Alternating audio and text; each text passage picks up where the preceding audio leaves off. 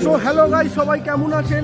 আজকে চলে এসেছি আমার স্কুলে হচ্ছে সরস্বতী পুজো। তো দেখানো যাক আমার স্কুলে সরস্বতী।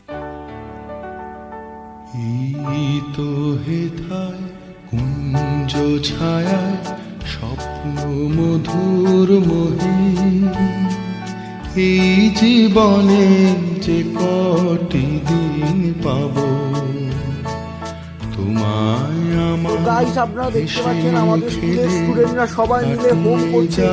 ওরা খুবই ভালো পুজো করেছে। আমি খুবই গর্বিত যে ওই সমস্ত স্টুডেন্টকে আমরা আমাদের স্কুলে পেয়েছি। আমার খুবই ভালো লাগলো এদের এই উদ্যোগটাকে। কুঞ্জ ছায়া গাইস, প্রসাদ পেয়ে গেলাম।